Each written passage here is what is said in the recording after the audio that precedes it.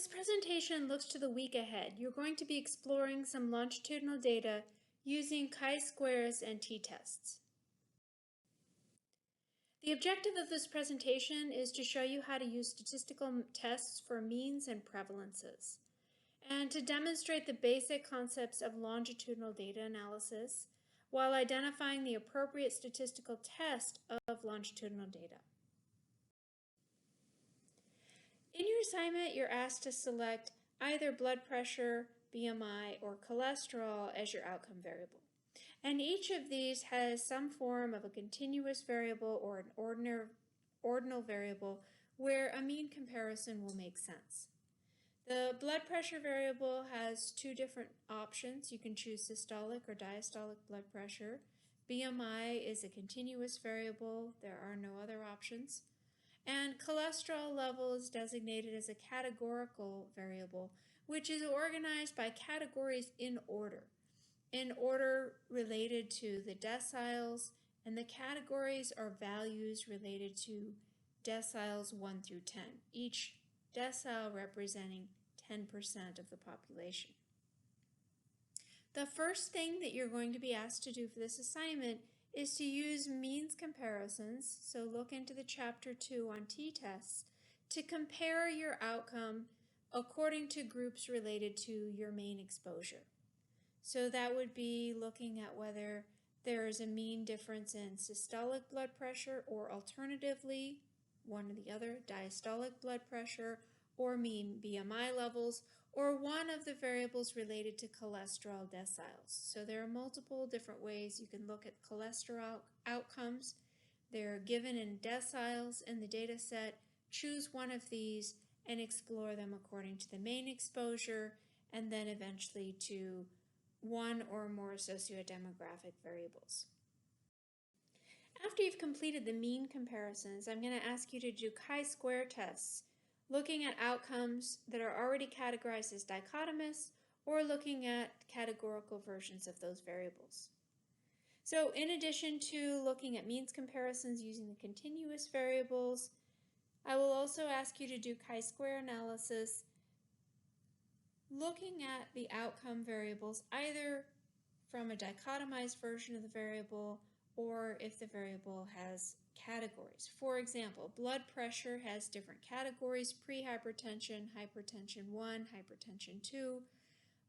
That variable has multiple categories that have not already been created as yes/no variables. In addition, BMI has multiple different categories that you can explore in a chi-square analysis without making it dichotomous. High cholesterol level, however, has already been dichotomized, and that variable can be used simply as a yes/no variable. So this week, essentially what you're going to be doing are two main things. One is you're going to be doing a t-test using mean comparisons by your main exposure and at least one sociodemographic variable. And the second test you're going to do is you're going to do chi-square comparisons using either a dichotomous outcome that already exists or the categorical outcomes that exist in the data, and then make decisions about how to dichotomize those for risk ratios. For that second analysis, what you're going to be doing is a chi-square test. The first thing when you're doing the means comparison is just choose one outcome variable for the continuous relationship. So when you're doing the means comparisons, don't try multiple different versions of the same variable. For those of you doing BMI, there's one variable, BMI continuous, use that one. If you're looking at blood pressure, you have to choose whether you're going to look at systolic or diastolic blood pressure for the means comparison tables. If you're looking at cholesterol, you have multiple different options. So there are several cholesterol variables that have deciles. Choose one of those for your mean comparisons test. Select the one variable that best reflects the outcome you're interested in, and this is a first step to making decisions about how to create either a categorical or dichotomous variable. Once you've chosen one outcome variable for your means comparison, the first step will be to explore the data. The variable is continuous and we're doing a means comparison, so it's really important that you identify the missing values and you set them to missing within the data set so that they will be recognized as missing and not be included in the means. A second aspect will be to be sure that you've asked for the minimum, maximum, mean, median, and exploratory values looking for outliers in your output.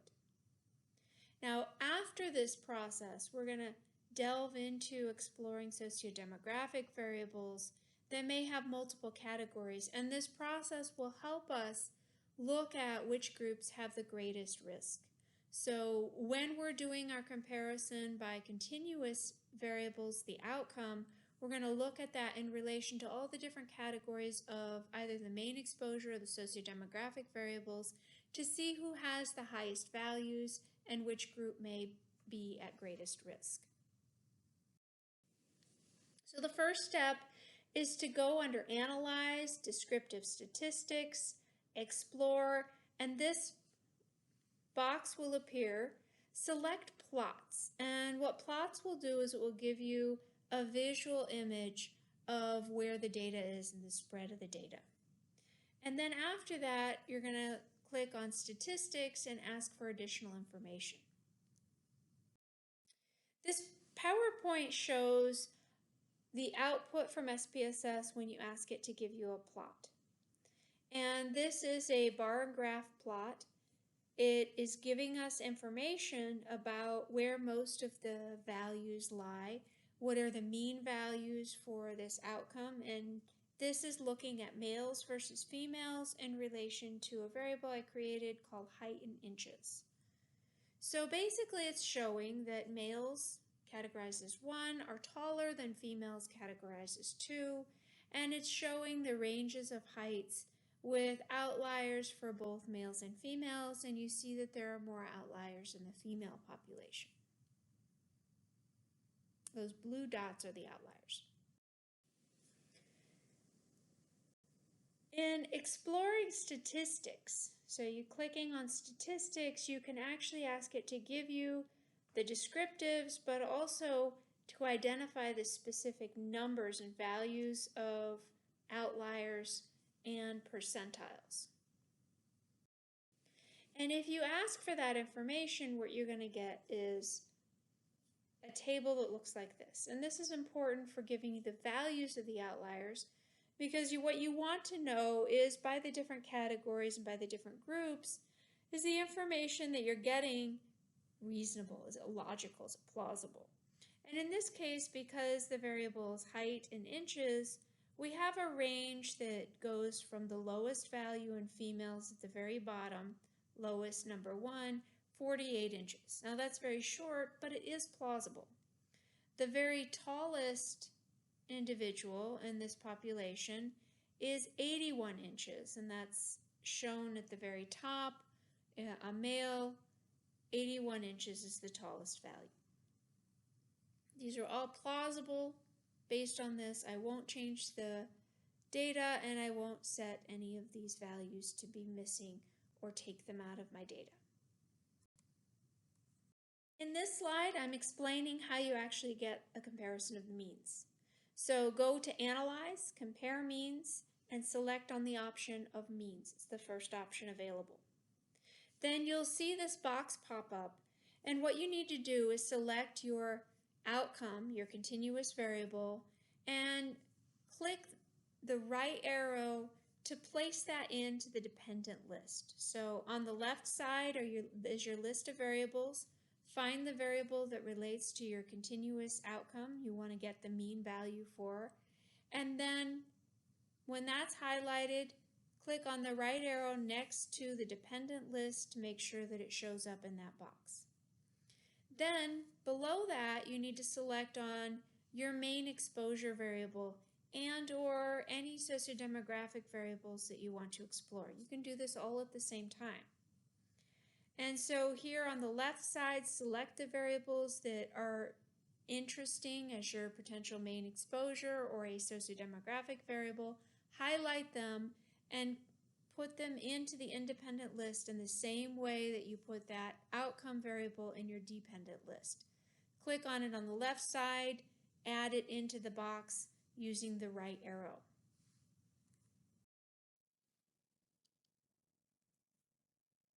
Then the next step is to select options from here. So to the right of the dependent and independent list in the upper right corner is the options button.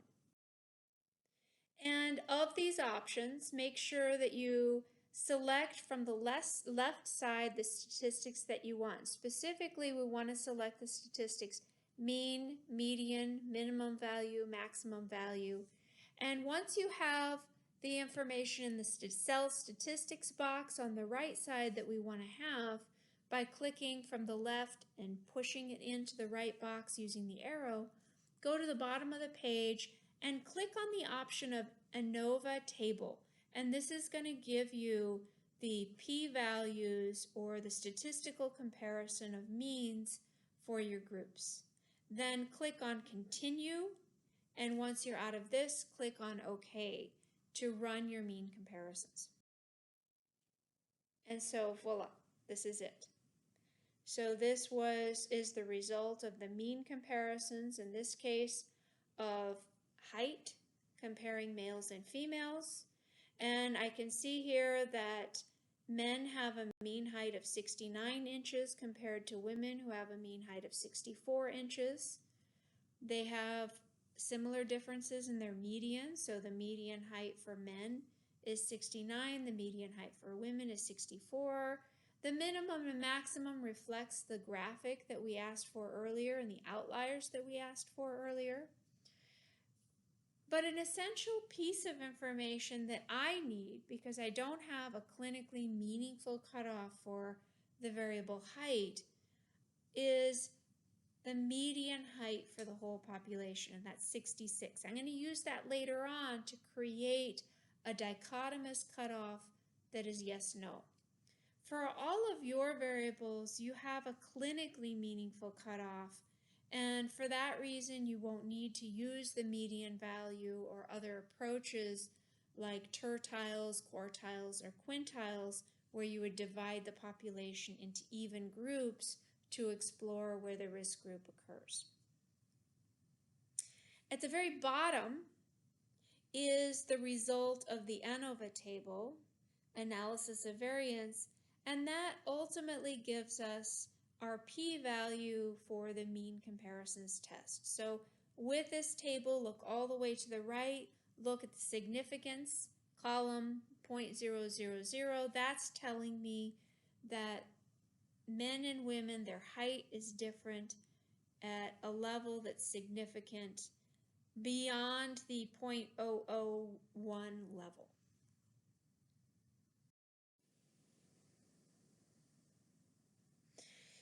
Now, I've mentioned that you want to explore your variables for missing values, so I just wanted to emphasize the point and show you how to change the data within your data set to recognize missing values for what they are. So the first thing is to click on variable view, so you would see the variable in this format with the name, type, width, decimals, label, values, and missing. So it's that column missing. You're going to click on the cell under the missing column and right click to open and enter the actual missing values. So when you click on that column, which actually right now says none as missing, it's going to look like this. So here, when you click on that, it's going to ask you to enter the values that reflect information that's missing. And you have options here. You can say 96, 98, and 99 are all missing values. So I'm going to click on discrete. I only have 3 of them. I'll simply enter all 3. Another option, let's say that 96, 97, 98, and 99 were your missing values. You might decide to go for a range. So any values between 96 and 99 would be identified as missing values. And so then you would click the option of range and give from low to high the range of missing values.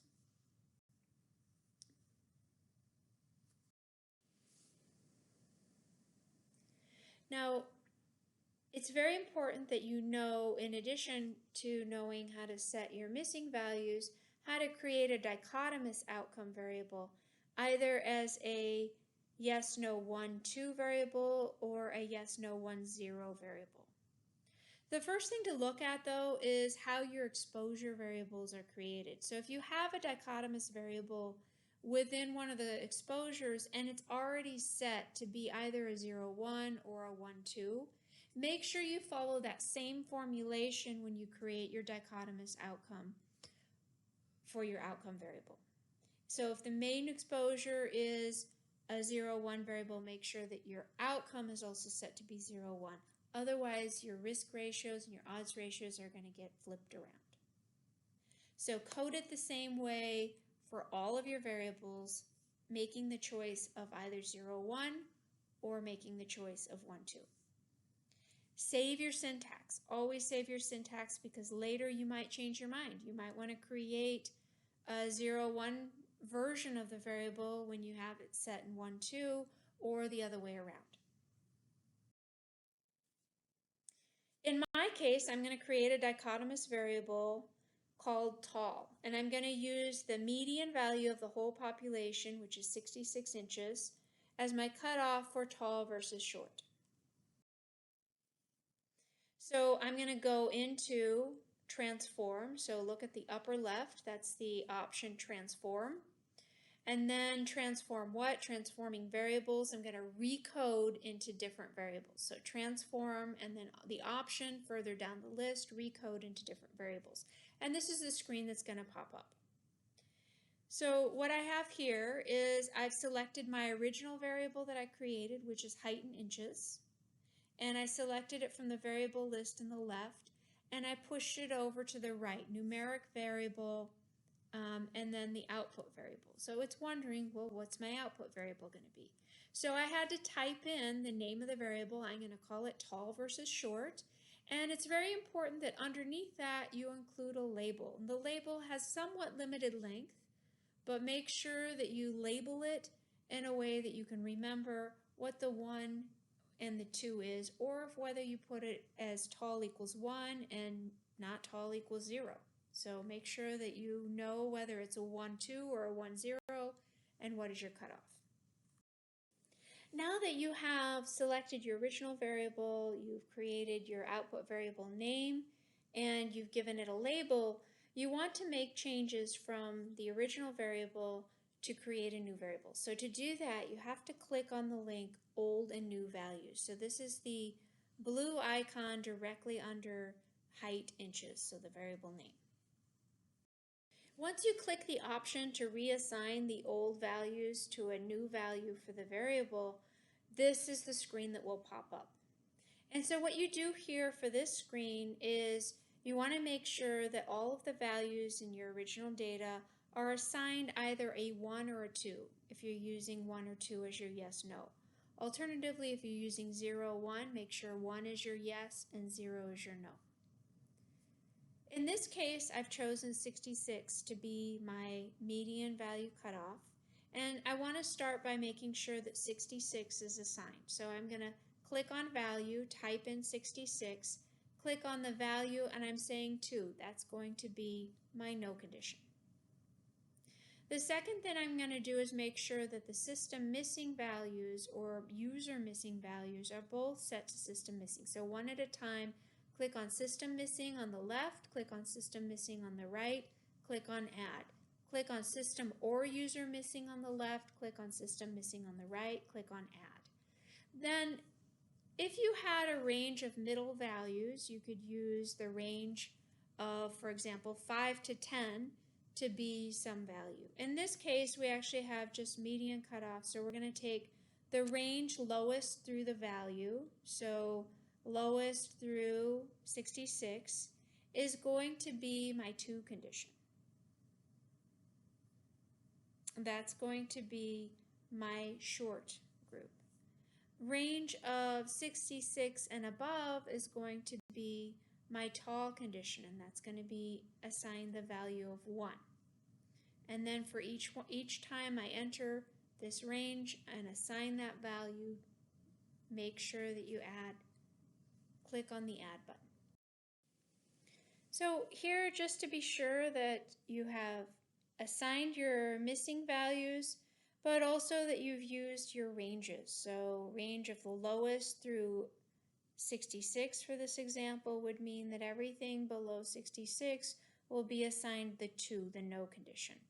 And then range of the value through the highest, so let's say I put 66 in there, that means everything above the value of 66 is going to give me the 1 condition, the yes, the tall.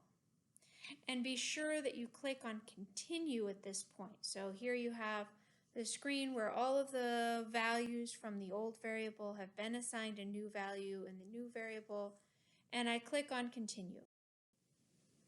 And then after that, I come out to the main screen and I need to click change or I won't be able to continue. So you see that the OK and the paste button are not options because I have to change the variable name from height in inches into tall versus short. So that change is actually reassigning that variable that I've identified to a new name and a label. And then once you click on change, click on paste. So click on change, it will allow you to run it. You could click on OK, but I strongly recommend you click on paste so that you run that syntax, so that you have the syntax available if you make any changes, but you also want to have the syntax to see in case something went wrong, what happened. When you click on paste, it's going to create syntax for you. And basically syntax is the code that allows you to rerun the same function anytime you want when you reopen SPSS. So long as that original variable is there, you can rerun this. You can change this variable, you can create a new variable name, you can create different cutoffs, you can change the label. So here, if you run the syntax, highlight this text, and click on the green triangle. And that's going to actually create the variable for you. It's not going to show you anything. You're not going to see what happened. And to test that that worked, you can open into the data output. You can see if that new variable appears in your data. But you can also run a cross tabulation of the old and the new variable to double check your coding. Now that you have a dichotomous variable, you can run chi-square comparisons. So to look at the outcome in relation to a categorical exposure variable, what you want to do is go under Analyze, Frequencies, and Crosstabs. This is all something you've done before. Enter your exposure variable under the rows. In this case, I'm going to use the variable male and female, and enter your outcome variable under the columns. In this case, we're talking about height, tall versus short. Based on the results of your mean comparisons and your chi-square tests, you're going to be able to make decisions about how you create your cutoffs, whether those are going to be dichotomous cutoffs, yes, no, or maybe even your exposure variable will be middle, low, and high. So for every variable that you're going to be exploring for your exposure, you want to start by identifying any missing values and excluding them from the analysis so that they don't show up and confuse your results. If you happen to already have a dichotomous variable, you don't need to make any additional changes. You don't have to create a new variable, but most of you will be interested in exploring sociodemographic variables that have multiple different layers of outcome. Use the crosstabs function to explore categorical, ordinal, and dichotomous exposures so that you can identify which of the categories or groups have the greatest risks. So the way to do this is go under Analyze, Descriptives, and Crosstabs. You're familiar with this function already from when we did the odds ratios. And you're going to put your exposure in the rows box. So select your variables from the left side that you want to look at in terms of potential exposures or sociodemographic variables and populate the rows box with all of those variables. Now make sure that these are either dichotomous or categorical. So if you put the income variable, which is measured as continuous, in that row, you're going to get crazy output because there is a lot of information on income and it will be hard to read. And then for the outcome variable, place that in your column so that you're going to have a table that reflects the table that I asked for in the assignment. Click on statistics. So on the right side, you'll click on statistics and this box will appear that is the same box that you saw when you select the Cochrane and Mentel-Hensel common odds ratio. But instead of selecting for the odds ratio, you're going to select the chi-square box at the very upper left. And this is going to give you the output you need for the chi-square test. In addition, it's important that before you click on OK, click on the icon for cells. So you're under crosstabs, right under the statistics option is the cells option. And what you want for your cells is you definitely want observed. You don't necessarily need to select expected. And you don't necessarily need to hide small cell counts, but do be aware that cell sizes of less than 5 in a 2x2 table are considered to be very unstable estimates. And then for percentages, you have to make a decision about whether you want to look at the row percentages. So do I want to see what is the percentage of tall and less tall in the male group? Or do I want to do a column percentage where I'm looking at the tall group and I look to see how many are men and women? So if you're not sure which way around you want to look at it, the first option is to select rows and columns, but definitely before you submit the assignment, make a choice either in terms of rows or in terms of columns, and be sure that you understand and can interpret the result. So I would recommend just saying observed, row, and ask it for a comparison of the column proportions. Now that option to adjust p-values for a Bonferroni correction, Bonferroni method, that's something you're going to learn about later on in this class or perhaps in your reading of papers. And that's the concept that if you have multiple different comparisons, let's say you put 20 different comparisons in that initial exposures box, by chance, one of those is likely to end up being statistically significant because the p-value cutoff of 0.5 means that 1 out of 20, just by chance, will be statistically significant. I'm oversimplifying, but that's roughly the concept of the adjustment for Bonferroni. We never do Bonferroni corrections. There are reasons for that we'll talk about when we get more in depth into multiple comparisons criteria. So there you have it. Here's your output. Click, click, click, and you get the output of the chi-square test. But how do you read this data? Ultimately, what we're really looking for is, in the chi-square test, usually we focus on the Pearson chi-square, and we're looking for that p-value under asymptotic significance two-sided. Now you might decide to look at the Fisher's exact test and you might want to be interested in the one-sided comparison.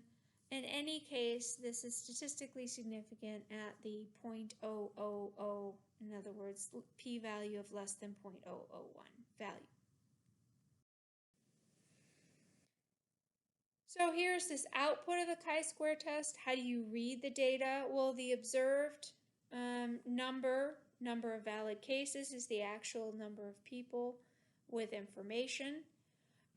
You can ask it to ignore results if any of the subgroups are less than 5. That wasn't the case. And if you select on expected, it's going to be the number of people that would be expected in each of the groups if the groups were not different from each other. So if you're just wondering, what if I clicked on that? What do I do with that information? That would be how you would interpret it. So here is the table that gives us the percentages by rows and by columns. So here, in looking at this result, what I see is that 77.6% of males are identified as tall, and by comparison, 23% of females are identified as tall. Now, if you look at the total, it makes sense that 50% or 49% and 51% are identified as either tall, which is 1, or not tall, which is 2, because we chose a median cutoff. So the difference between that 1% is the fact that we set the 66 to be the no condition. Now here is additional output that you'll be more familiar with, and that is when you ask for the Mantel-Haenszel common odds ratio, you will also get a chi-square test of significance, because essentially the odds ratio is also comparing in a frequency 2x2 table whether or not the two groups are different. And so at the top is the test of homogeny of the odds ratio, and you see it's a chi-square comparison.